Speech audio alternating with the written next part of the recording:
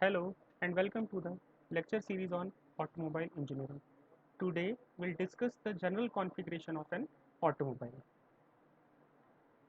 So basically the automotive system consists of several systems like body system, engine system, transmission system, drive system, steering system, followed by braking system, suspension system, safety system, and electrical systems. So these are the main systems that basically are associated with the automobile. So our focus today will be on the body and structure of the automobile. So basically automobile is not a new thing. It was invented in 1885 itself by Carl Benz. So this is the first automotive engine and car that is being fabricated by Carl Benz, who was the co-founder of Mercedes-Benz. So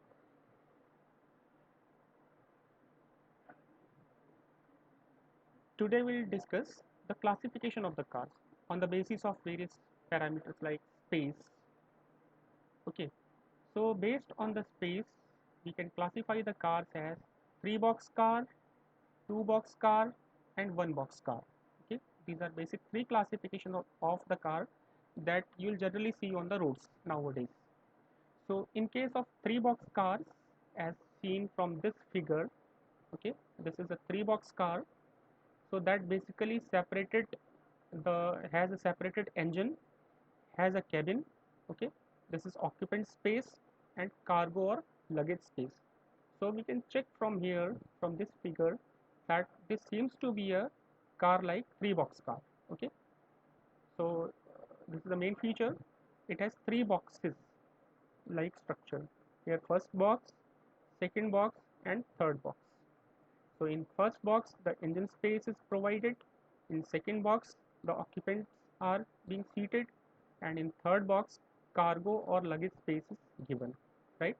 So this is known as three box car. Basically a sedan car is a sort of three box car. So other classification is two box car.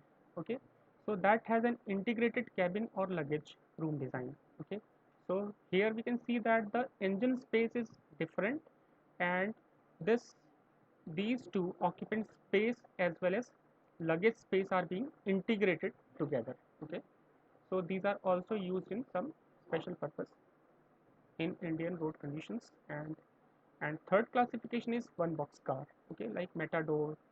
Oh, so this basically has an integrated cabin or and a luggage room design with underfloor engine. So here we can see that the engine is located on this position. Okay, and the occupant space and cargo luggage space are basically combined together. So this is known as one box car. So based on the application, we can go for one box car, two box car, or three box car, depending upon the application. For example, for carrying the load, we'll go for one box car. Okay, and for other purposes like we are using our eco car made by Maruti. So that is a two box car in which the cabin and luggage room designs are integrated together. So this may be modified as per our requirement. Okay, and three box car are basically the passenger cars in which there is a provision for keeping the luggage.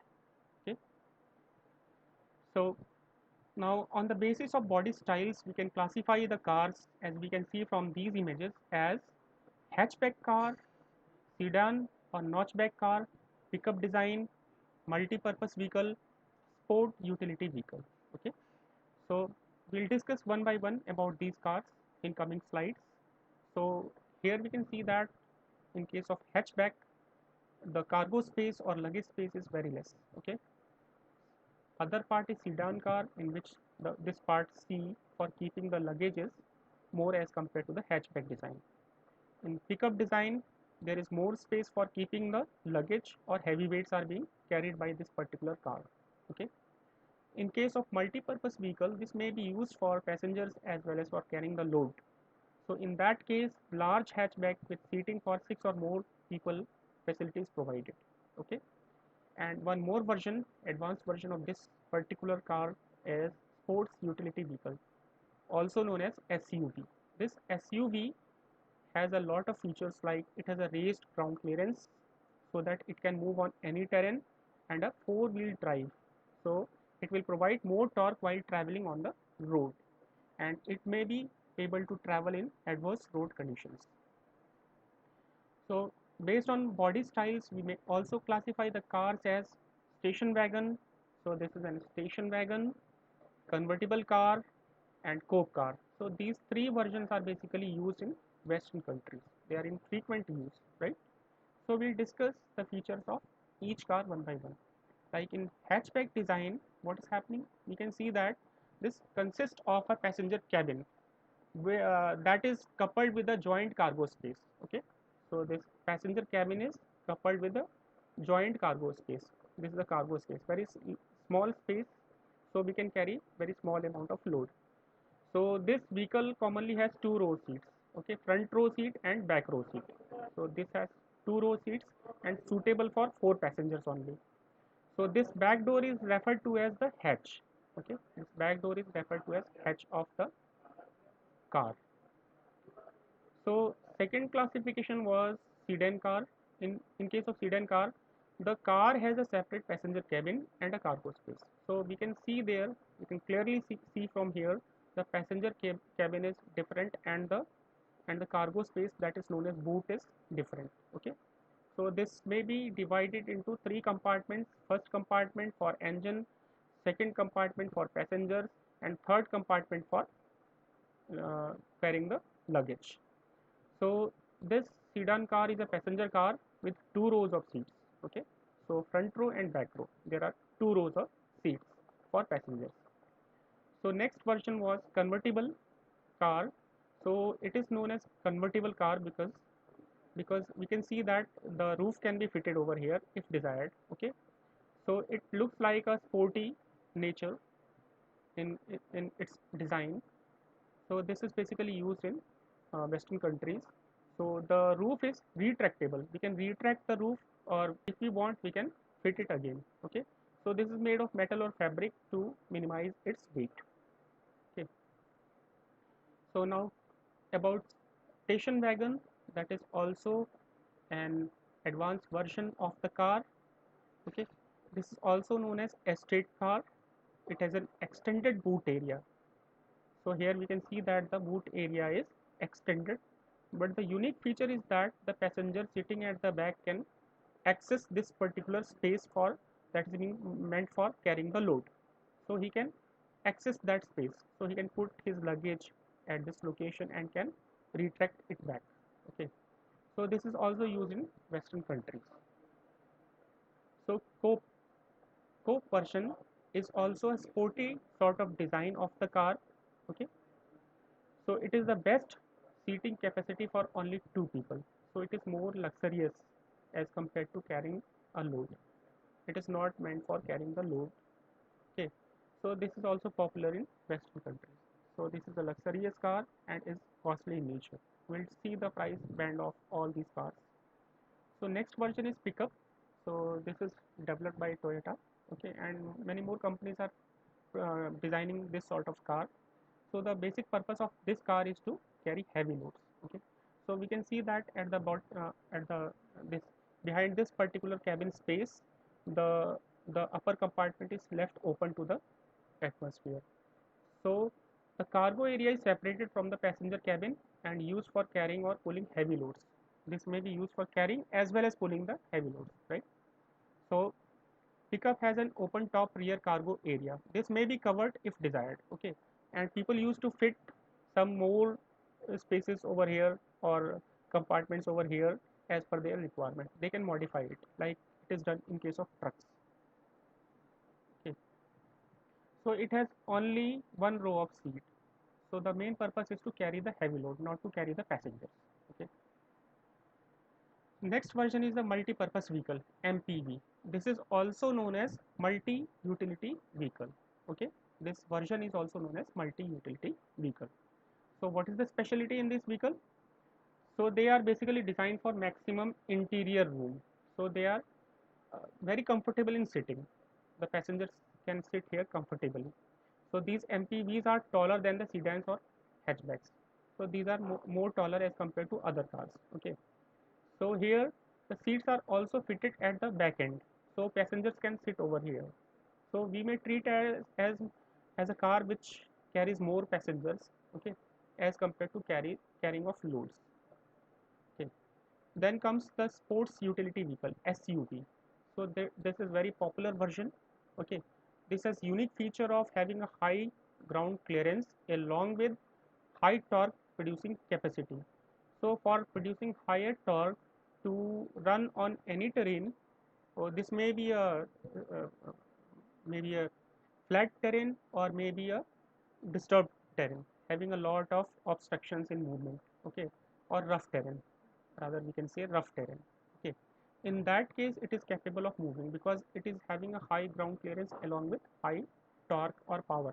Okay, so this is also known as off-roader or four-wheel drive or 4 into 4, 4 by 4, right? So it is usually has very powerful engines mainly for off-road benefits. Okay, so it has a passenger carrying space of a multi-purpose vehicle. Three rows of seats are there in which the passengers can sit. So this is known as sports utility vehicle. Now third classification of the car is based on the market segments. So we can divide the market segments as segment A, segment B, segment C and segment D. So on the basis of these segments, the cars may be classified. Okay. For example, the segment A has certain set of cars which are known as city cars. Their price band lies between 1.5 lakhs to 5 lakhs.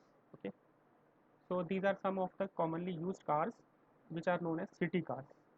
So they are less costly and they are used by A segment people, which generally afford up to 4 or 5 lakhs. Okay, so they may purchase this car and use as per their requirement. Second is the B segment car. These are commonly known as subcompact cars. Okay, and these can be further classified as hatchback, sedan, and B plus sedan. Okay, plus sedan. So what's the difference? The price band is different. In that case, the price band lies between 4 lakhs to 6 lakhs. In that case, sedan case, the price band lies between 4 lakhs to 6 lakhs. This is another version of this hatchback. Okay, and plus sedan, in that case the price band is 6.5 lakhs to 9 lakhs. So based on the requirement of the customer, these can be provided or procured by them. Third classification is C segment. Okay, so these are known as compact cars, basically luxurious in nature, and hence the price band is very higher. So we can see here the difference in designs of these B segment cars, A segment cars, and finally the C segment cars. So we can see here the aerodynamic effect. Okay, so as soon as we improve the design of the car to to take care of the air resistance or other resistances coming across its path, along with controlled noise conditions and more comfort to the passenger, the obviously the price band will be more. So these cars are costly in nature. They are costing in the range of 11 lakhs to 15 lakhs. Okay, but we can see that in all these cases the shape is made aerodynamic, okay, so that they will give better performance. Next segment is D segment, and this can be further classified as this first one. Okay, this D segment car and D plus segment car. So what's the difference? The price band is different. In case of D segment cars, these are more luxurious as compared to C segment cars. D plus are far better than these D cars. Only the price is very high. Okay, so in that sequence we can see here different cars are there, and basically the comfort conditions are far better in these cars as compared to the A segment cars, and hence the price band lies between 30 lakhs to 40 lakhs. In that case, in D segment cars the price band is 20 to 30 lakhs. So in entire we can classify that D segment cars are lying in the range of 20 lakhs to 40 lakhs. So they are costly in nature. So Mercedes Benz and other companies are producing these sort of cars. So next classification will do on the basis of body construction. So automobiles may be classified on the basis of body construction. Okay, so there are two types of body construction. First one is chassis frame type body and monocoque body. Okay, so we'll discuss these two types of body. So in case of chassis or frame type body, we can see here there is a big chassis. Okay, like in case of trucks or some 7-ton vehicles, 3-ton vehicles. So they are meant for heavier vehicles, for carrying heavy load. So this frame is basically used as a main structure of an automobile. Okay, so we can see here some longitudinal members, some cross members to support heavy weight and to support other components of the automobile. So to the chassis we can mount the engine. So this is entire chassis. We can mount the engine, we can mount the transmission system, we can fit here the suspension system as per our requirement. The steering system is fitted over this chassis, the brakes are fitted and the wheels are fitted, right? So this is a chassis or frame type body. So chassis is used in vehicles that carry load and for made for tough terrains. So rough terrains, these are more suitable. They are capable of carrying heavy loads. So they are used in 7 tons, 10 tons or even more tons vehicles. Okay. Second classification is monocoque body. So this is common. We generally see in the market and on the roads. So the cars are being basically using this sort of body construction design. So in case of monocoque body, so this particular set of this body is used in vehicles that does not carry heavy load. So these are meant for light loads only. Okay, and simply these are used for passenger vehicles. To this body we mount the engine, transmission and other components of the vehicle. Okay, so monocoque is made out of lightweight materials so that it is stiff and stable at high speeds and in tight corners. Okay, so this is very important. So these features make it suitable to be used for the passenger cars. So we'll now discuss some important vehicle specifications on the basis of which the cars can be classified or the vehicles can be classified. So based on the exterior look of the vehicle, we can find out parameters like wheelbase, the overall length. These are some specifications on the basis of which we can classify the vehicle by seeing its exterior. So wheelbase is basically the difference between the center of this wheel to the back wheel, that is front wheel to the rear wheel. So this is known as wheelbase. This distance from the front wheel to the rear wheel is known as wheelbase. And overall length is the overall length of the car from front end to the rear end. Okay. So what is the specialty about this particular parameter? Because a long wheelbase offers more cabin space for the passengers seated inside and improves the stability of the car. As we can see in the case of Nano, this overall length is very less. So we have less space for carrying the load. So it is suitable only for 4 passengers. Okay. An overly long wheelbase and lengths lead to difficulty in turning and therefore increasing the turning radius. That is very important. To increase the length of the vehicle up to a greater extent, then it will be difficult to turn it at small corners. Okay. So other parameters are front tread and rear tread. So we can measure the difference between or distance between the center of the tires at the front end. So this is known as front tread, and at the back end that is known as rear tread. We can measure it. So these two parameters are important. And what is the effect? A wider tread or distance between the center of the front wheel or rear two wheel offers more stability. Okay, so this should be more wider in nature so as to provide maximum stability to the vehicle. Okay, a car with a large width offers more shoulder room for passengers seated inside. So this is very important. Okay, a good ground clearance helps avoid the car underbody from hitting the road humps or bumps. Okay, so ground clearance is basically defined as the distance from the road, the distance of the car, which is that is the minimum distance of the component of the car from the road. Okay, that should be defined as the ground clearance. So it should be maximized so that the car's that portion does not touch with the road. but by maximizing the ground clearance, there may be chances of skidding or splitting of the vehicle while moving at high speeds and while taking a sharp turn. So a good height offers more headrooms for passengers. Okay, so these are certain parameters. So as I have defined here, the ground clearance, this distance is known as ground clearance. Okay, and overall height is an parameter, the height from the roof to the road. So now this parameter is also important. Turning radius, how can we define? So this turning radius is basically the distance between the center of the turning of the vehicle and the center of the tire of the outermost wheel. So here we can see this turning radius.